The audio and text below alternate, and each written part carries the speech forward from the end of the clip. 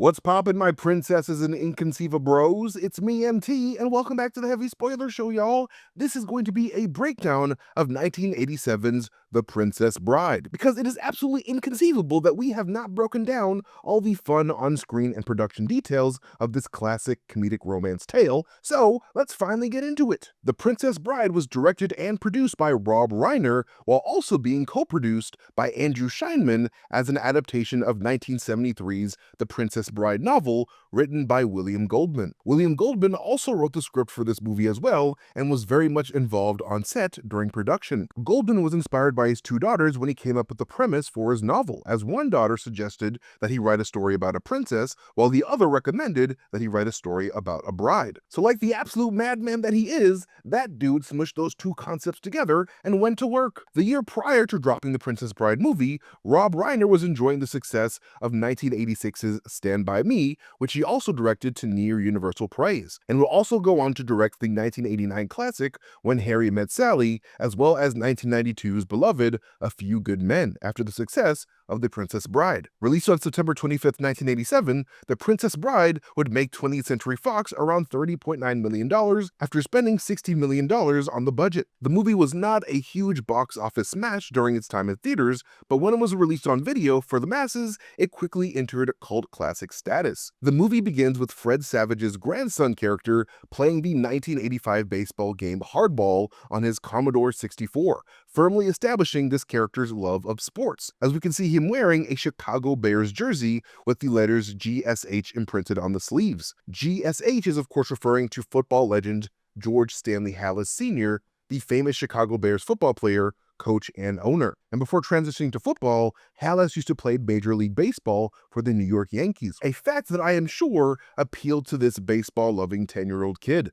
We can even see that this grandson even has some baseball trophies himself behind him on his headboard, not far from his favorite toys and comic books, which include some He-Man action figures along with a Captain America toy, with that Captain America toy mysteriously changing the direction it faces nearly every time it's seen in the background, which is kind of hilarious. The grandson also has a copy of February 1985's Tales of the Legion of Superheroes number 320 from DC Comics, which features the heroes Starboy and Dream Girl on the cover, as well as a copy of 1977's Tomb of Dracula number 58, which features everyone's favorite vampire hunter Blade on the cover.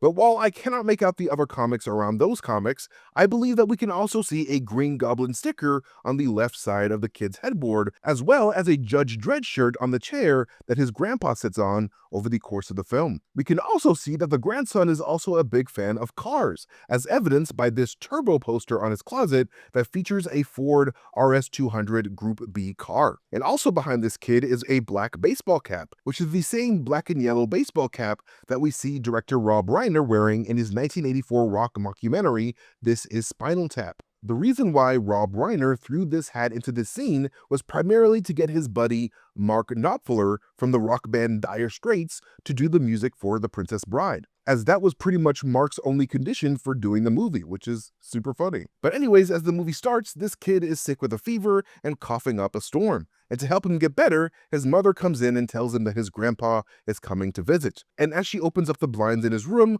we can see a snowy scene on the outside in the city of Evanston, Illinois, with his neighbor's house being covered in Christmas lights, confirming the Christmas setting of this movie, as further evidenced by a Santa Claus hanging on the grandson's closet and a snowman figure on his bureau. This officially makes The Princess Bride a Christmas movie, so go on ahead and add it to your holiday movie rotation after you guys watch Die Hard for the millionth time. And while his mother is at the window, a football and a baseball bat can be seen around her, showing this kid's love for sports. And we can also see a Donald Duck head on his wall as well. Then soon after this, in comes this kid's 83-year-old grandpa, played by actor Peter Falk, who also famously played Lieutenant Frank Columbo in the Columbo TV series that ran for a number of years on both NBC and ABC. And in the Christmas/Hanukkah spirit, his grandfather comes in bearing gifts in the form of a book, which this grandson is not too jazzed about at first, but is then convinced to give it a shot. By the way, neither of these characters are given actual names at any point in this movie, only being referred to as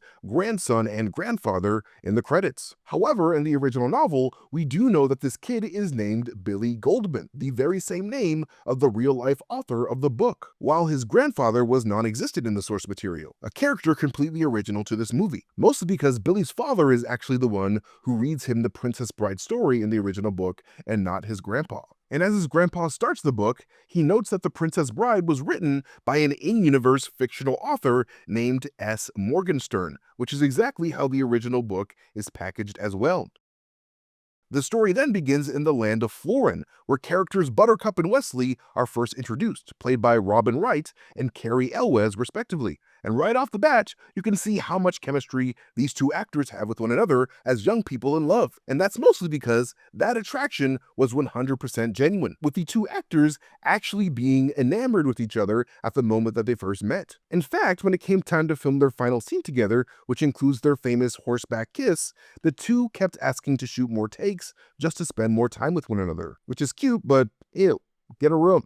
And before Robin Wright was cast in the role, actresses Uma Thurman and Whoopi Goldberg both attempted to nab that role but would be rejected. Princess Leia actress Carrie Fisher was actually heavily considered for the role of Buttercup and was actually writer William Goldman's ideal Buttercup, while Superman actor Christopher Reeve was considered for Westley, which would have made quite the interesting dynamic. Cary Elwes would, of course, go on to play the character Robin Hood in the comedic classic Robin Hood Men in Tights a few years after this film in 1993. But what's hilarious is that Cary actually was cast as Westley in this movie primarily because Rob Reiner felt like he had a Robin Hood type quality, comparing him to past Robin Hood actors Douglas Fairbanks, who played Robin Hood in 1922's Robin Hood, and Errol Flynn, who played the character in 1938's The Adventures of Robin Hood. So Rob was a bit ahead of the game there. But speaking of Robin Hood, this shot of Buttercup's farm was shot at Bradley Rocks, near Birchover in Derbyshire, England,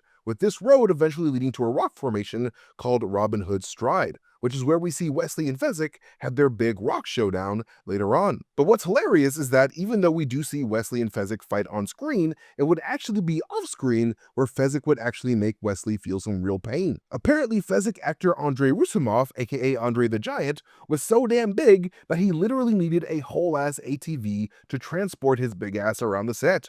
But since André was also a super friendly dude, he begged his homie Cary Elwes to give his ATV a go just for funsies, which unfortunately led to Cary getting into a bit of a minor accident that left him with a broken left big toe right at the start of filming the damn movie. But instead of going to the hospital like a normal person, Cary was afraid that the director would learn of his injury and then replace him. So this dude decided to keep his pain a secret from everybody for as long as he could. But eventually, Rob Reiner would find out and would chew Cary's ass out for not prioritizing his health. Throughout the movie, we occasionally see Westley walking with a strange limp or standing with one foot off of the ground, specifically because of this really terrible injury. And his fencing training was also severely impacted as well, as he was limited in what he could do with his feet. To this day, Cary wishes that his footwork was better during his famous showdown with Inigo, but he did the best that he could at the time.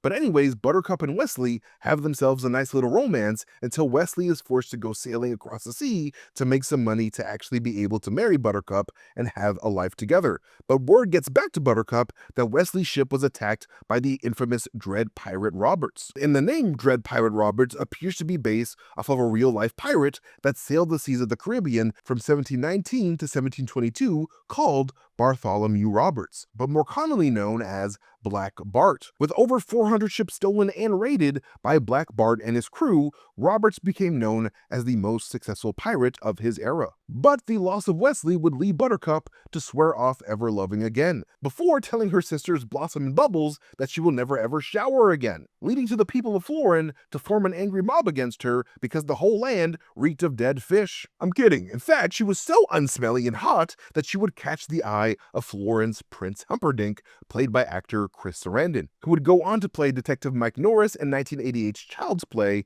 as well as Jack Skellington in 1993's Nightmare Before Christmas. And while standing at the walls of the castle, the prince would then announce his marriage to Buttercup to all the people gathered in the square. This is actually just an 11th century fortified country house called Haydon Hall in England. Haydon Hall was also used in both 1996 and 2011's adaptations of Jane Eyre, 1998's Elizabeth, 2005's Pride and Prejudice, as well as 2023's Firebrand. It's also been featured in a number of television shows as well, including the Silver Chair Narnia show from 1990, the 2006 Jane Eyre TV series, Time Crashers from 2015, as well as 2017's Gunpowder. But yeah, after the prince flaunts his bride-to-be, Buttercup decides to go for a pleasant horseback ride so she does not have to be around a fiancé that she doesn't actually love. But unfortunately for her, she runs into famed criminal mastermind Vizzini, played by Wallace Shawn, and his two hired mercenaries, Inigo and Fezzik, played by Mandy Patinkin and André Roussimoff respectively. And speaking of Fezzik, André Roussimoff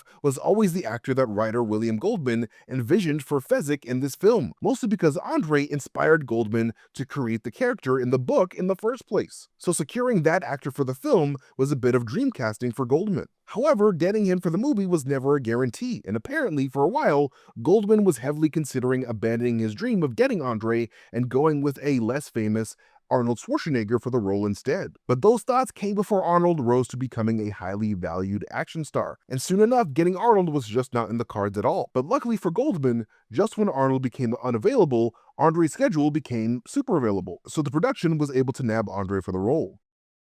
And I also think that Kareem Abdul-Jabbar was also considered for a while before André got picked up. But André's casting would apparently be to Liam Neeson's chagrin, as Liam Neeson apparently did audition for that role when it was first put out. However, director Rob Reiner would find Liam Neeson's audition to be laughably ridiculous due to the actor not nearly being tall enough to play Fezzik, which is wild considering that Liam Neeson is literally 6'4". But hey, at the end of the day, 6'4" is not 7'4". So I don't know what Liam Neeson's agent was thinking. Richard Kiel, standing at 7'1" and famous for playing the role of Jaws in 1977's The Spy Who Loved Me, was also considered for the role of Fezzik at one point as well. But yeah, Vizzini's plan to kill Princess-to-be Buttercup in order to frame the nearby kingdom of Gilder for her murder was so that a big old war can start between Florin and Gilder. So they kidnap her ass and throw her onto their ship. And as the group sails away through the night, they start noticing a strange ship following behind them. But while they're distracted, Buttercup decides to take the chance to run for it. Well, swim for it rather, despite being in the middle of the damn ocean. Butter then comes face to face with killer eels, which almost cause her to become fish food were it not for Fezzik's giant fuzzy hand pulling that crazy chick out of the water, because where the hell was she even gonna go anyway? Like, what the hell was she gonna do? Swim to the nearest 7-Eleven and make a quick phone call? Like, be real, Buttercup. What do you do? What are you doing? Crazy? And this moment differs greatly from the source material, which had Buttercup come face to face with hungry sharks instead. But after they resecure Buttercup back onto the ship, the three keep running from their mysterious pursuer until they reach the Cliffs of Insanity. There, Fezzik uses his immense strength to carry Buttercup, Inigo, and Vizzini up the side of the cliffs, while Westley gives them chase. However, even though Buttercup was the one who looked scared during this scene, it was actually actor Wallace Shawn that was really pissing his pants, as that scene greatly tested his fear of heights. But his fear would lead to one of Mandy Patinkin's most treasured memories on set. I'll never forget the moment. The most special moment was we were climbing up the Cliffs of Insanity, and they had this rig. We were in the studio, and they had the mountain built, and the mountain had a rubber, I think it was built out of rubber or something, but there was a rubber seam down the middle, and in that seam was a forklift on the other side you didn't see, and a metal shaft that came in the middle of it. And so Wally and Robin and I were on bicycle seats sitting there to keep all of our weight off of André because he had issues with his back. So we were sitting on bicycle seats that were all, constructed to hide them, and it looked like we were just being held by André. And Wally, there was a double there that morning for Wally, because Wally had a fear of heights. And it was really weird seeing this, two Wallys in the room. But we get on the thing, and the forklift starts to go up, and Wally starts to clearly have issues with the, being lifted off the ground and the height. And André just puts his arms around him like a baby. And he says to Wally, "Don't worry, I'll take care of you. And I'll just never forget it. And Wally, from that moment, just went, and he was relaxed. And we went up the mountain many times. We did the scene, and Wally trusted André 100%. Then, after the group reaches the top, Vizzini orders Inigo to eliminate the dread pirate Roberts while he and Fezzik keep running away with the girl. Inigo then graciously helps Westley up the cliff with a rope and allows him to rest before their big duel. A duel that William Goldman referred to as the greatest sword fight in modern times. Like, it literally said that in the script. Inigo shares with Westley his tragic tale of vengeance following the murder of his father at the hands of a six-fingered man before the two begin their game of blades. Actors Cary Elwes and Mandy Patinkin worked their asses off in order to master the art of on-screen swordplay for their big fight, training for months for what was originally supposed to be a 1-minute fighting sequence. Reiner would actually extend the scene to be 3 times as long when he realized that 1-minute fight just wasn't rad enough. Peter Diamond, one of the greatest stuntmen in England at the time, who has worked on a number of notable projects such as the original Star Wars trilogy, 1980's Superman 2, 1981's Raiders of the Lost Ark, and 1986's Highlander, was tasked with helping the two actors train, along with famous British Olympic fencer and Hollywood fight choreographer Robert James Gilbert Anderson, who has consulted, choreographed, and or performed in a number of notable films such as The Lord of the Rings, The Three Musketeers, The Mask of Zorro, and Star Wars, with Anderson actually having been the in-suit stunt double for Darth Vader in both The Empire Strikes Back and Return of the Jedi, while Peter Diamond was the fighting double for Luke Skywalker. Rob Reiner, the director, said, "Don't worry, I got you guys the greatest trainers ever."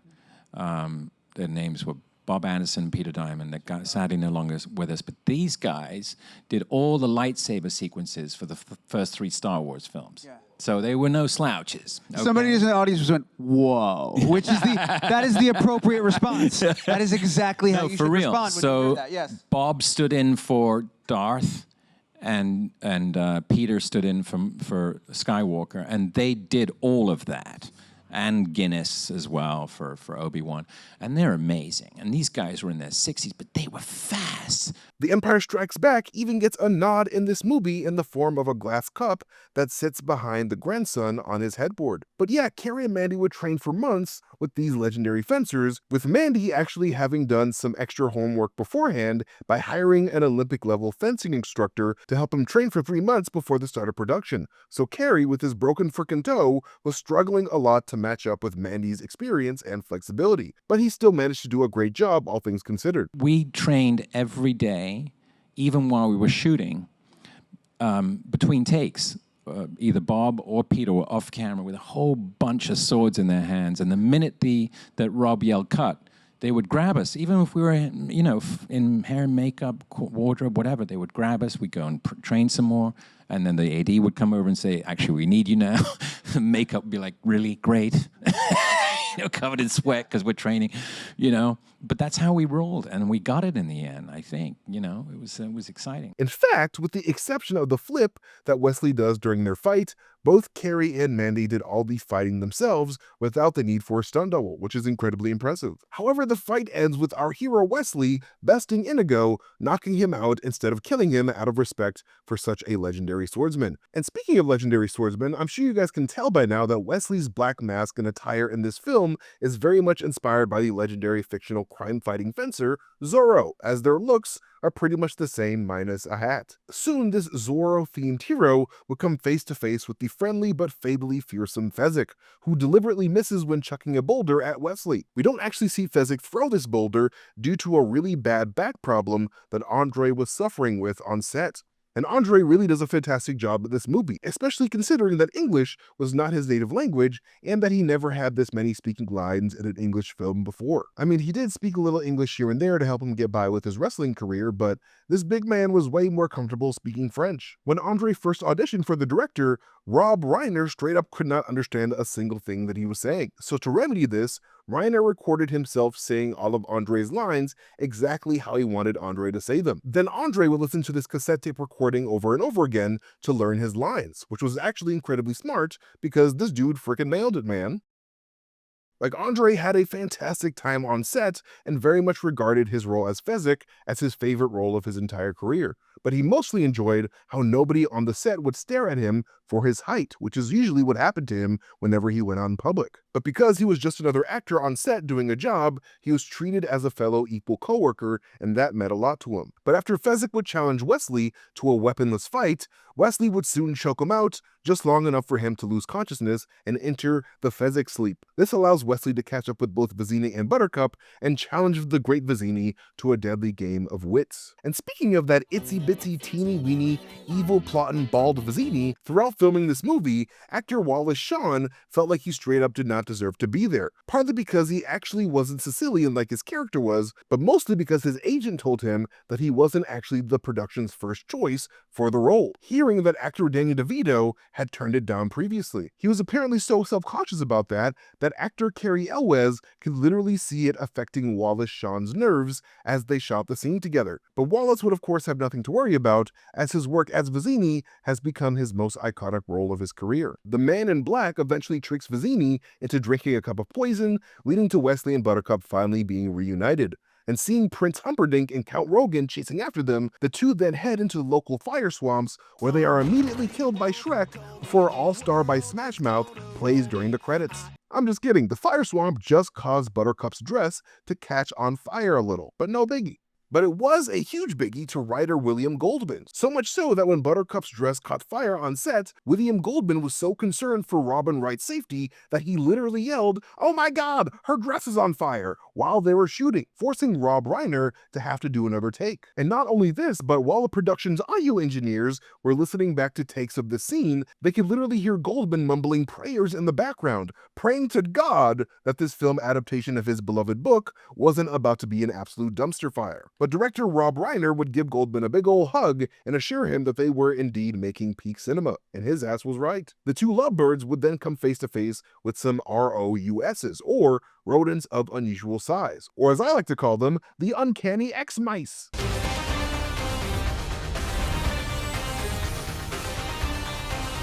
The voices for all of these rodents were provided by none other than director Rob Reiner himself, who actually ended up hurting his voice real bad by the end of recording.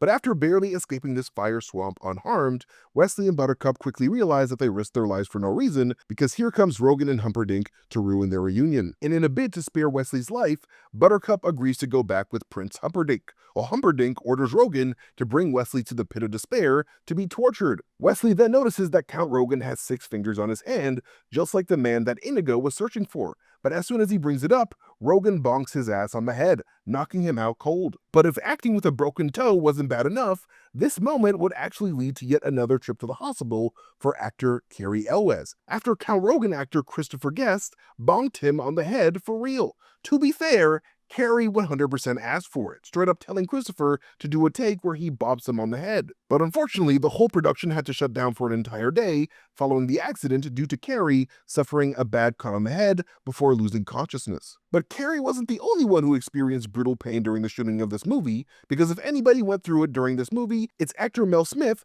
who plays the albino and dresses Wesley's wounds when he awakens. Even though it doesn't look it in the movie, Mel Smith's eyes were literally in excruciating burning pain during all of his scenes, because unfortunately, poor Mel was allergic to the contact lens that he had to wear for the role. So your boy was suffering while he was delivering his lines. So much so that actor Mel Smith straight up refused to watch The Princess Bride at all after it was finished, because that experience straight up traumatized him. Meanwhile, Humperdinck brings Buttercup back to the town square and announces their grand wedding. And back in the real world, the grandson immediately rejects this reality because true love is supposed to win in the end of most stories. But after he's calmed down by his grandpa, a woman in the crowd in the story begins to berate Buttercup for not choosing Westley, almost as if this woman was speaking for the grandson. I like to think that the grandfather added that woman character in there just to appease his grandson. Buttercup then tells Humperdinck that he's going to turn her brain off forever if she is made to marry him, which then leads the prince to lie to Buttercup by saying that he would send messengers to Wesley's ship to ask Westley if he wants to marry Buttercup instead, when he was actually milking the life out of Westley with some type of weird wooden water wheel sex machine. I don't know what that is, but apparently Wesley's life was being milked. I'm not sure why Count Rogan built this specifically, but I'm sure that he was just trying to keep his 11th finger busy. Prince Humperdinck then instructs his army to clear out the thieves' forest before his wedding, making it alive that assassins from Gilder were planning on killing Buttercup. But speaking of the prince, apparently actor and musical artist Sting was heavily considered for the role of Prince Humperdinck before Chris Sarandon was given it, which would have been really weird in my opinion, but maybe I'm just biased. But yeah, this then leads the army to come into contact with a drunk but persistent Inigo, who refuses to leave the thieves' forest until Vizzini arrives like he promised. But Fezzik soon shows up, gets rid of the soldiers, and tells him that the dread pirate Roberts had been captured by the same six-figured man that he's sworn vengeance against, and that Vizzini was dead. That part too. Fezzik then sobers Inigo up, and the two then try to find Westley. I find it quite ironic that Fezzik was the one trying to sober Inigo up, because André Roussimoff was no stranger to getting big boy wasted himself. In fact, over the course of filming the movie, André would earn himself a $40,000 bar tab, which is quite insane. But I'm sure a 520-pound dude like him must have an insane tolerance level. Well, except for that one time on the night of the first script read-through, a drunk André would fall into a deep sleep at the bar after drinking, and the bar owners would just leave him there to sleep because they couldn't physically move him. Like, they were forced to just put a bunch of velvet ropes around his body and just let him sleep and just tell everybody to walk around him. Apparently, 3 bottles of wine, a case of beer, and a few bottles of brandy was around André's normal daily alcohol intake. And because of this, sometimes André would get so drunk that he would accidentally fall over people around him. Like, André's drunkenness was such a threat to public safety that the NYPD even had officers dedicated to shadowing André whenever he went out on the town to make sure that the gentle giant did not accidentally hurt anybody. But unfortunately for Inigo and Fezzik, Westley was already dead at that point. Humperdinck had gotten so upset at Buttercup's unending love for Westley that he turned that man-milking machine up to its highest level, killing Westley, and then just leaving his body there for some reason. Inigo then uses the Force to find the secret location of the Pits of Despair and brings Wesley's dead body to the local miracle man named Miracle Max, played absolutely hilariously by comedic actor Billy Crystal. Most of Billy Crystal's lines during the following scene were 100% ad-libbed by him, and the man was apparently so damn funny on set that both director Rob Reiner and actor Cary Elwes literally could not be in the same room as Billy Crystal when they recorded because they would be laughing their asses off so damn much at Crystal's improv. At one point, Reiner had to replace Wesley's real body with a lifeless dummy because Cary would be laughing way too much for a dead person. Even Inigo actor Mandy Patinkin was struggling to get through his own lines as he begs Miracle Max to save Westley, with Mandy actually bruising his ribs from laughing at Billy Crystal over the course of production. So you know that comedy was the real deal. After Miracle Max refuses to bring a mostly dead Westley back to life, out comes his wife Valerie, played by Carol Kane, to chastise him for not believing in true love. This married couple was actually both named after writer William Goldsman's own parents, Max and Valerie Goldman. Max then changes his mind and makes the chocolate pill that brings Westley back to life. And then together, the three of them then storm the castle with a wheelbarrow and some imagination, right as Princess Buttercup is having her big wedding with Prince Humperdinck. Inigo then comes face to face with his father's six-fingered killer, Count Rogan, and says his famous line, "Hello, my name is Inigo Montoya. You killed my father. Prepare to die." Mandy Patinkin's most favorite line of his entire career. And hearing those words, Count Rogan runs away like a little bitch, a moment that will never not get a laugh out of me because that is exactly what my ass would do in that situation. Are you kidding me? Suffer the deadly consequences of my actions? No thank you, sir. However, unfortunately for Inigo, after he chases the Count down, he gets a knife thrown into his abdomen. But don't worry, Inigo was not pregnant at this time, but he did have the strength of a pregnant woman when he took that stomach pain like a champ, as well as a stabbing to his upper left torso and his right arm by Count Rogan. But Inigo's spirit of vengeance would be too strong to let him go down, leading Inigo to giving Count Rogan the same injuries that Rogan gave him.